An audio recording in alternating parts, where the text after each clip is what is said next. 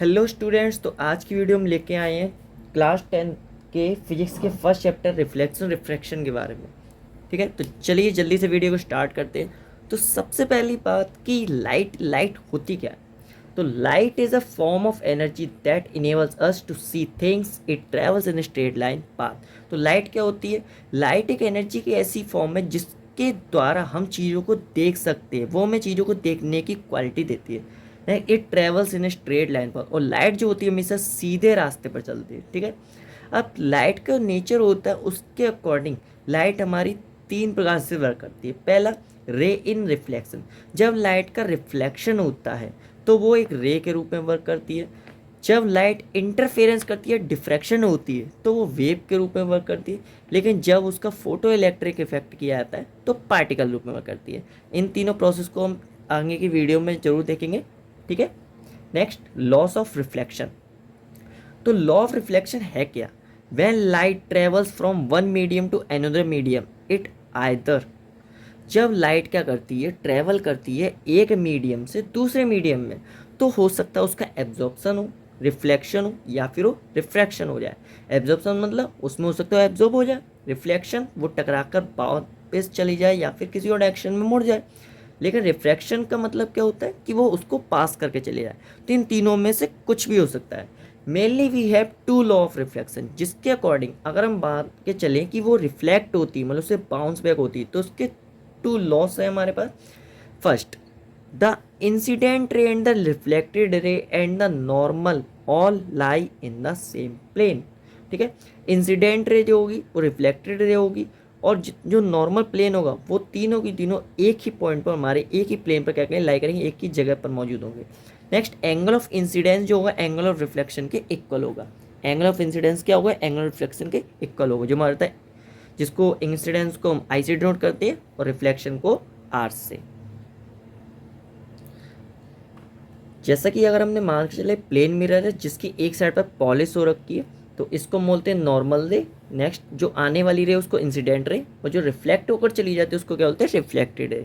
ठीक है, तो नॉर्मल रे से जो इंसिडेंट रे पर जो एंगल बनता है उसे बोलते हैं इंसिडेंस एंगल, और नॉर्मल रे से रिफ्लेक्टेड रे पर जो एंगल बनता है उसे बोलते हैं रिफ्लेक्टेड एंगल। ठीक है, तो फर्स्ट हमने क्या पढ़ा था कि इंसिडेंट रे, रिफ्लेक्टेड रे और नॉर्मल प्लेन, वो तीनों की तीनों एक ही प्लेन पर मौजूद होंगे। ये हमारा फर्स्ट लॉ है। और सेकंड लॉ हमारा क्या कहता है? इंसिडेंस एंगल और रिफ्लेक्टेड एंगल हमारे क्या होंगे? दोनों इक्वल होंगे। ठीक है, नेक्स्ट है टाइप्स ऑफ मिरर। तो टाइप्स ऑफ मिरर, हमारे पास मिरर होते कितने प्रकार के हैं?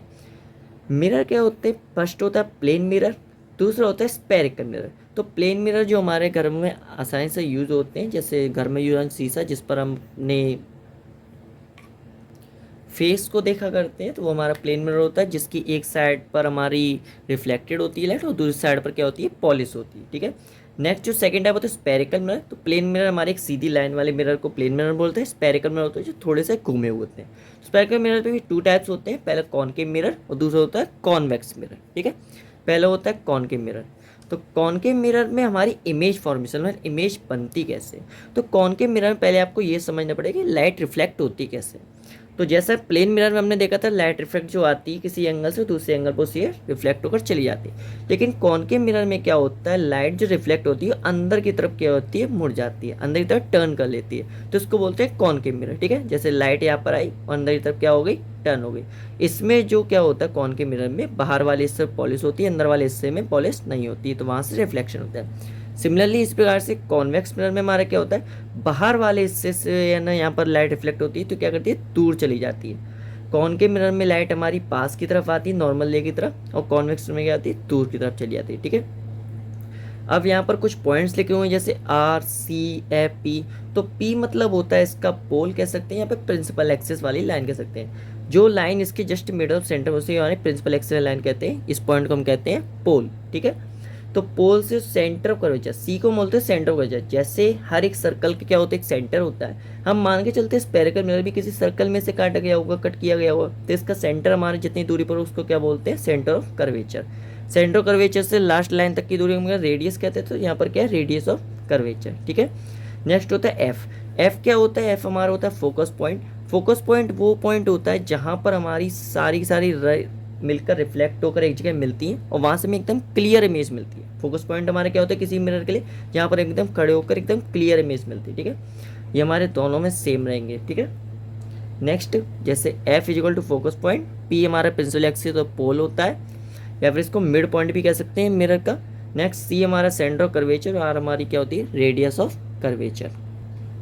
नेक्स्ट है हमारा फर्मेट्स प्रिंसिपल। फर्मेट्स प्रिंसिपल है क्या, light always take the quickest path between two points which may not be the shortest path. According to Fermat's, जो लाइट होती है वो हमेशा क्या करती है, अपने पाथ पर वह जल्दी पहुंचने की कोशिश करती है। उससे कोई मतलब नहीं पड़ता कि चाहे वो रास्ता छोटा हो या फिर लंबा हो, लेकिन जिस रास्ते से वो जल्दी पहुंच सकती है वह उसी को फॉलो करती है, ठीक है। इसके एप्लीकेशंस आपको आगे मिलेंगे, ठीक। Next, principle of reversibility of light.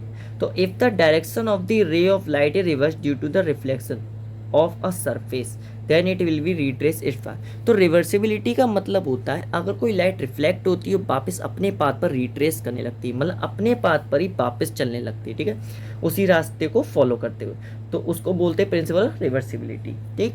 Some important terms related to spherical mirror. तो स्पेरिकल मिरर हमने जितने भी इसके इंपॉर्टेंट टर्म्स है अब उनकी डेफिनेशंस को रीड कर लेते, ठीक है, ये आपके लिए इंपॉर्टेंट होने वाली है। नेक्स्ट, पोल। पोल क्या होता है, the mid point of the spherical mirror. Centre of curvature क्या होता है, तो centre of sphere that the sphere mirror is made up of. तो सेंटर ऑफ स्पेयर हमने क्या था, सेंटर ऑफ कर्वेचर, जो स्पेयर जिससे स्पेरिकल मिरर बना हुआ है उसके सेंटर को सेंटर ऑफ कर्वेचर भी बोलते हैं। रेडियस ऑफ कर्वेचर क्या होती है, distance between the centre of curvature and the spherical mirror. Spherical mirror और जो उसका सेंटर ऑफ कर्वेचर उसके बीच के डिस्टेंस को हम क्या कहते हैं, radius of curvature. Principal axis हमारी क्या होती है, line passing through the pole and the centre of curvature. तो जो लाइन है पास हो रही है प्रिंसिपल एक्सिस से, जो उसके पोल से और सेंटर ऑफ कर्वेचर, वो दोनों से जो पास होकर जाती है उससे हम बोलते हैं प्रिंसिपल एक्सिस, ठीक है। और इसके बचे हुए जितनी भी एक्सिस, जैसे यहाँ पर इसको एक बार बता दें कि जैसे मान के चलिए हमारा जो पोल वाला पॉइंट है और नेक्स्ट हमारा यहाँ पर सेंटर ऑफ कर्वेचर है, तो इन दोनों से जो लाइन पास करती है इसे बोलते हैं हम प्रिंसिपल एक्सिस। और इसके अलावा अगर कोई भी लाइन है जो डायरेक्टली ऐसे पास होती है लेकिन सेंटर ऑफ कर्वेचर से पास नहीं करती तो इसको बोलते हैं नॉर्मल रेस या फिर नॉर्मल एक्सिस, ठीक है। Next, concave mirror. तो a spherical mirror with the reflecting surface inward, जिसका अंदर की तरफ रिफ्लेक्टिंग सरफेस उसे कॉनकेव मिरर कहते हैं और जिसका बाहर की तरफ होता है उसे कॉन्वेक्स मिरर कहते हैं, ठीक है। नेक्स्ट है फोकल लेंथ। तो distance between pole and focus, तो पोल से लेकर फोकस तक के बीच के डिस्टेंस को हम क्या कहते हैं, फोकल लेंथ कहते हैं। फोकस हमारा क्या होता है, point at which all reflected rays are meet. तो जहाँ पर जितने भी रिफ्लेक्टेड रेस सभी की सभी आकर मीट करती है उसे हम क्या कहते हैं, फोकस पॉइंट कहते हैं। रिलेशन इन फोकल लेंथ और रेडियस। तो यहाँ पर एक छोटा सा ये क्या फॉर्मूला दिया जाता है कि फोकल लेंथ और रेडियस और कर्वेचर बीच रिलेशन क्या है, यहाँ पर F is equal to R by two, ठीक है। नेक्स्ट है यूजेस। इसके एप्लीकेशंस क्या है, कॉनकेव कॉन्वेक्स मिरर के। तो कॉनकेव मिरर हमारा यूज़ कहाँ का होता है, are use in motor vehicles, headlights and torch lights. जहाँ पर हमने लाइट को क्या करना है, उसे इकट्ठा करने की जरूरत पड़ती है, मतलब उसको एक साथ लाने की, तो वहाँ पर मोटर व्हीकल्स में यूज़ करते हैं, हेडलाइट्स में यूज़ करते हैं ताकि हमें दूर तक की आसानी से क्लियर इमेज दिख सके, और टॉर्च में भी इसका यूज़ किया जाता है। कॉन्वेक्स मिरर में कहाँ यूज़ किया जाता है, रियर व्यू, जहाँ पर हमें बड़े व्यू की जरूरत होती है। जैसे रियर व्यू में कि हम जैसे गाड़ी वगैरह चलाते हैं उसका जो रियर व्यू हमें सामने देखना पड़ता है, हमें ज़्यादा से ज़्यादा हम जितनी ज़्यादा आगे सरफेस देख पाएंगे उतनी ज़्यादा हमें व्हीकल चलाने में प्रॉब्लम नहीं होती। तो उसका जो रियर व्यू होता है, रिफ्लेक्टर होते हैं स्ट्रीट लाइट के and in sunglasses magnifier of the objects, ठीक है। और ऑब्जेक्ट को मैग्नीफाइन करने के लिए, बड़ा करने के लिए जितने डिवाइसेज होते हैं उनमें भी इसका यूज़ किया जाता है। Mirror formula. अब नेक्स्ट होता है मिरर के, जैसे हमने कुछ जैसे यहाँ पर कुछ चीज़ें पढ़ी कि मिरर में फोकल लेंथ होती है और भी डिस्टेंस वगैरह होती है, तो यहाँ पर उनके लिए एक फॉर्मूला होता है कि फोकल लेंथ हम कैसे, फोकस पॉइंट अपना कैसे पता करें कि कितनी दूर है हमारा, ठीक है। तो ये फॉर्मूला होता है 1/f equal to 1/v plus 1/u, ठीक है। यहाँ पर कुछ फॉर्मूले होते हैं m इक्वल टू h/h, इसी को हम माइनस की v अपॉन u या फिर इक्वल टू i/ob कहते हैं, ठीक है। अब यहाँ पर इनको डिनोट कर लेते हैं कि है क्या। तो u हमारी क्या होती है, distance between object and mirror, distance between object and mirror. इसको साथ साथ हम एक्सप्लेन करते चलते हैं। अब तो जैसे मान के चलिए एक यहाँ पर छोटा सरफेस है, तो u हमारी क्या होती है, हमारा मिरर लगा हुआ है, ठीक है, हमने एक कॉनकेव मिरर ले लिया इस जगह। तो u हमारा क्या होता है, distance between object and mirror. तो कोई ऑब्जेक्ट अगर यहाँ पर रखा हुआ है, इन दोनों के बीच की डिस्टेंस होगी, इसको हम बोलते हैं u। क्या बोलते हैं, u। नेक्स्ट हमारा V, distance between image and the mirror. अब मान लीजिए इसकी इमेज जो बनती है वो किसी डिस्टेंस यहाँ पर जाकर बन जाती है, ठीक है। तो यहाँ से यहाँ तक की डिस्टेंस होगी हमारी क्या होगी, वी होगी। क्या कहलाएगी इसकी, वी। एच डैश और आई, एच डैश को जैसा बताया था हम आई से डिनोट करते, ठीक है, दोनों एक ही बात है। तो हाइट ऑफ द इमेज, तो इमेज की जो हाइट होती है, मतलब इमेज की जो जितनी हाइट होगी यहाँ से यहाँ तक की डिस्टेंस होगी, इसको हम बोलते हैं आई।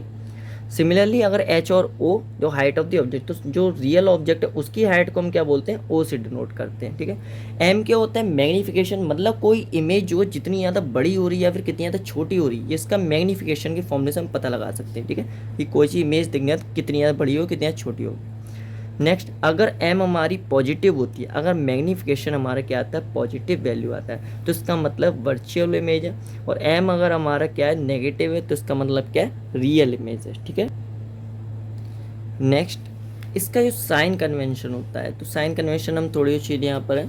नेक्स्ट है हमारा कि एच अगर पॉजिटिव होता है तो इसका मतलब वर्चुअल और रिएक्ट इमेज बनेगी, और एच इक्वल टू नेगेटिव होता है रियल एंड इन्वर्टेड इमेज बनेगी, ठीक है। मुझे मालूम है आप लोगों को इस चीज़ में बड़ी डिफिकल्टी होती है कि कौन सी इमेज वर्चुअल है, इरेक्ट है, रियल है, इन्वर्टेड है। तो इस पर भी जल्दी अगर आप मुझे कमेंट करते हो तो इस पर एक छोटी सी वीडियो बना दूंगा शॉर्ट फॉर्म में, जिससे आप इसको एकदम क्लियरली समझ सके, ठीक है। तो अगर आपको ज़रूरत हो तो प्लीज़ कमेंट बॉक्स में ज़रूर बता दीजिएगा। नेक्स्ट है कि कॉनकेव कॉन्वेक्स मिरर के लिए जो हमारे इसमें यूज होने वाले टर्म्स इनकी वैल्यू नेगेटिव और पॉजिटिव क्या ली जाती है। तो यू ऑलवेज भी नेगेटिव होता है, वी हमारा कॉन के लिए नेगेटिव होता है, कॉन्वेक्स के लिए पॉजिटिव होता है। फोकल लेंथ वो होगी, वो भी नेगेटिव होगी, कॉनकेव्स के लिए पॉजिटिव होती है। रेडियस जो होती है, रेडियस कर्वेचर हमारी क्या होती है, यहाँ पर नेगेटिव होती है, कॉन्वेक्स के लिए पॉजिटिव होती है। नेक्स्ट हम बात करें लेंस के लिए, तो जब एक से ज़्यादा मिरर एक साथ यूज़ किए जाते हैं, इनको जॉइंट करके यूज़ किया था, उसको बोलते हैं हम लेंस। क्या बोलते हैं, लेंस। तो the piece of transparent material which concentrate and disperse light when passes through them by the refraction. तो हमारा जो मिरर होता है उनसे रिफ्लेक्शन होता है, ये आपको याद रखना है, और लेंसेज से रिफ्रैक्शन होता है, मतलब लाइट इनसे पास होकर जाती है, इनसे निकल जाती है, इनमें पॉलिश नहीं की जाती है। तो टाइप्स ऑफ लेंसेज क्या होते हैं हमारे, डाइवर्जिंग लेंस बोलते हैं, जिसको कॉनकेव लेंस के नाम से भी जाने जाते हैं, या फिर माइनस लेंस के नाम। मैंने यहाँ पर सभी प्रकार के नाम जो भी होते हैं जिसमें आपके एग्जाम में पूछा जा सकता है, मैंने वो सभी यहाँ पे डिनोट किए हैं। तो प्लीज़ वीडियो बने रहेगा कि आगे ऐसी बहुत सारी ऐसी चीज़ें होनी है जो आपके एग्जाम के लिए इंपॉर्टेंट होने वाली हैं, ठीक है। तो डाइवर्जिंग लेंसेज में टाइप्स है वो हमारे कौन है, डबल कॉनकेव होता है, प्लेन कॉनकेव होता है, नेगेटिव मेनिस्कस होता है, ठीक है। डबल कॉनकेव का मतलब क्या होता है, जिसमें दोनों तरफ हमारा लेंस क्या होगा, कॉनकेव होगा। नेक्स्ट, अगर प्लेनो कॉनकेव की बात करें तो एक प्लेन मिरर होगा, दूसरा हमारा क्या होगा, कॉनकेव होगा, ठीक है। नेगेटिव मेनिस्कस का हमारा क्या होता है, जिसमें हमारा एक मिरर हमारा कॉन्वेक्स होता है और दूसरा हमारा क्या होता है, कॉनकेव होता है, ठीक है। मतलब यहाँ से लाइट जाती है, इस प्रकार से निकल जाती है। नेक्स्ट, कन्वर्जिंग लेंस, या फिर इनको क्या बोलते हैं, कॉन्वेक्स लेंस ही बोलते हैं, ठीक है। तो और इसको प्लस लेंस के अंदर, जैसे इसको माइनस तो इसको प्लस, तो सम सेम इसमें डबल कॉन्वेक्स का मतलब इस प्रकार का लेंस जो होगा, प्लेनो कॉन्वेक्स तो प्लेन, और एक हमारा क्या होगा, कॉन्वेक्स होगा, और पॉजिटिव मेनिस्कस जिसमें हमारे क्या होंगे, दोनों ही हमारे किस प्रकार से होंगे, पॉजिटिव वाले होंगे, ठीक है।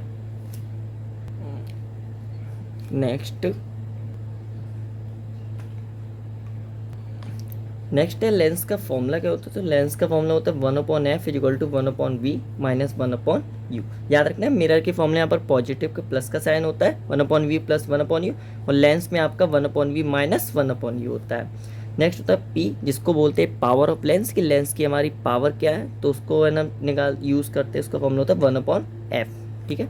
ये P equal to power of lens की यूनिट होती है वो डायपोत्र होती है।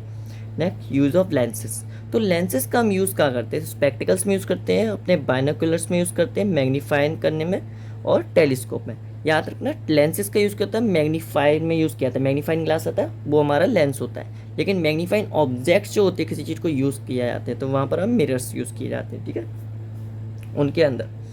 नेक्स्ट होता है रिफ्रैक्शन, क्या होता है, When light enters in a different medium, it either converges or diverges। जैसा भी हमने देखा, या तो अंदर की तरफ मुड़ जाएगी या फिर वो बाहर की तरफ मुड़ जाएगी, ठीक है। This phenomena of light bending is a different medium is called refraction. इसको हम क्या बोलते हैं, रिफ्रैक्शन बोलते हैं इसी फिनोमेना को।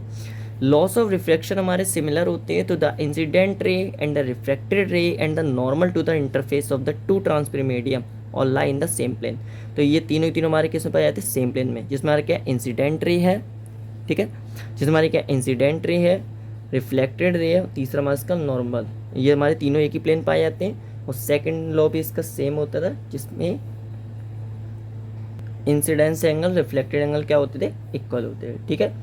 तो यहाँ पर ये इसकी इंसिडेंट है, क्योंकि यहाँ पर पॉलिश नहीं थी तो यहाँ पर क्या हुई, पास कर जाएगी, लेकिन ये निकल जाएगी थोड़े से आगे बढ़ के। अब यहाँ पर आपको कुछ ही याद रखनी है, N2 इज ग्रेटर देन, अगर हमारे दूसरे वाले का जो मीडियम है वो पहले वाले से क्या है, वो ज़्यादा है, मतलब उसका डेंसर ज़्यादा, उसकी डेंसिटी थोड़ी सी ज़्यादा है, तो रे बैंड टू एट द नॉर्मल रे। तो क्या हो जाएगी, नॉर्मल रे की लाइन की तरफ, जैसे लाइन जो है सीधी सीधी इस प्रकार से जाती, लेकिन अगर डेंसर मीडियम है तो हमारे इस प्रकार से मुड़ जाएगा, मतलब इसकी डेंसिटी ज़्यादा है दूसरे वाले की, लेकिन अगर ये कम होगी तो क्या हो जाएगी, ये नॉर्मल रे से दूर हो जाएगी, मतलब ये इस प्रकार से लाइन इस तरफ मुड़ जाती है, ठीक है। नेक्स्ट होता है स्नेल्स लॉ। तो स्नेल्स लॉ हमारा क्या होता है, तो स्नेल्स लॉ हमारा होता है n1 sin θ1 equal to n2 sin θ2। जैसा कि बताया, ये हमारा क्या होता है कि डेंसर मीडियम जो होता है हमेशा उसमें लाइट जो होती है वो रेयर मीडियम से बड़ा होता है, डेंसर मीडियम में से रेयर मीडियम से क्या होता है, बड़ा होता है। अगर लाइट रेयर से डेंसर में जा रही है तो reflected away from the normal axis, तो उससे क्या होती है, दूर हो जाती है, क्या हो जाती है, दूर हो जाती है, अगर रेयर से डेंसर रहते हैं। लेकिन डेंसर से रेयर में अगर आती है, रेयर डेंसर से क्या आती है, रेयर में, तो वो क्या हो जाती है, वहाँ पर नॉर्मल एक्सिस की तरफ मुड़ जाती है, अंदर की तरफ आ जाती है। रिफ्रैक्टिव इंडेक्स जो होता है उसका फॉर्मूला होता है, वो होता है ANG is equal to sine angle I upon sine G, ठीक है। तो रिफ्लेक्टेड और इंसिडेंस वाला एंगल जो होगा, जिसमें C का मतलब होता है यहाँ पर स्पीड ऑफ लाइट, क्या होता है यहाँ पर, स्पीड ऑफ लाइट। तो स्पीड ऑफ लाइट हमारी क्या होती है, स्पीड ऑफ लाइट एयर, ए हमारा एयर से डिनोट करते हैं, जी हमारा ग्लास के लिए, तो स्पीड ऑफ एयर या फिर स्पीड ऑफ ग्लास, ठीक है। ANG को हम यहाँ पर एक और तरीके से लिख सकते हैं, जिसको बोलते हैं NGA, ठीक है। इसको बोलते हैं कैसे, refractive index of glass with respect to air, refractive index of glass with respect to air, ठीक है। अगर यहाँ पर यही लिखा होता है GNA, तो इसका मतलब क्या होता है, refractive index of air with respect to glass, ठीक है। नेक्स्ट है ANG को अगर मान के चलिए यहाँ पर स्पीड ऑफ लाइट फॉर्मूले में ना देकर, हमारे जो न्यूमेरिकल्स होते हैं वहाँ पर यूज़ होते हैं, न्यूमेरिकल्स में कभी स्पीड ऑफ लाइट दी जाती है, एयर के लिए आपके जो फिक्स्ड होती है 3 × 10⁸, लेकिन कभी कभी स्पीड ऑफ लाइट ना देकर वो क्या करता है, डिफरेंट मीडियम्स के रिफ्रैक्टिव इंडेक्स देता है। तो यहाँ पर मान के चलिए अगर ANG की वैल्यू आपसे पूछ रहा है तो रिफ्रैक्टिव इंडेक्स में WNG पर WNA, ठीक है। W हमारा क्या है, वाटर, तो यहाँ पर इसका फॉर्मूला यहाँ पर क्या होता है, अगर A हमारा अपर है तो नीचे आ जाता है, और G हमारा बाद में, तो ये, क्योंकि इसको क्या बोलते हैं, अगर इसको ऐसे लिखते तो NGA बनता, तो पहला वाला ऊपर ही रहता है, दूसरा वाला नीचे रहता है, ठीक है। 2N1 इसको बोला जाता है, जिसमें क्या 3N1 और 3N2। आप किसी भी प्रकार से फॉर्मूले को याद कर सकते हैं कि आपका ये यूज़ होने वाला है आपके न्यूमेरिकल्स में, ठीक है। टोटल इंटरनल रिफ्लेक्शन अब हमारा लास्ट टॉपिक इसका कि ये क्या होता है, तो when the incident angle is greater than the critical angle. जैसे रिफ्लेक्टेड लाइट जो होती है वो हमारी क्या होती है, इंसिडेंट एंगल में 45-60 डिग्री समथिंग होती है, लेकिन हम क्या करते हैं, इस एंगल को थोड़ा सा नीचे और करते हैं, इस लाइट को, मतलब यहाँ से करते हैं बेंड। जब ये यहाँ से लाइट पास करती है तो एंगल जितना बड़ा होता है, तो जब ये एंगल जितना ज़्यादा बड़ा होते जाता है, ये रिफ्लेक्टेड है उतनी ज़्यादा यहाँ से टर्न होती है। लेकिन किसी टाइम पर क्या होता है, किसी एक एंगल पर जाकर अकॉर्डिंग टू आवर मीडियम, कि मीडियम हमारा क्या यूज़ हो रहा है, तो वहाँ पर ये लाइट क्या करती है, अपने मीडियम में रिफ्रैक्शन ना करके रिफ्लेक्टेड हो जाती है। तो उसी एंगल्स के बाद के जितने भी एंगल होंगे उनको हम क्या बोलेंगे, क्रिटिकल एंगल। एक बार और समझिए कि जब क्या होता है, हम इस लाइट को नीचे करते, मतलब एंगल को इंक्रीज करते, तो किसी एंगल पर जाकर ये अपनी प्रॉपर्टी रिफ्रैक्शन ना करके रिफ्लेक्टेड करती है, मतलब लाइट नीचे ना पास होकर किसी ऊपर की तरफ चली जाएगी, तो उसको हम क्या बोलते हैं, क्रिटिकल एंगल।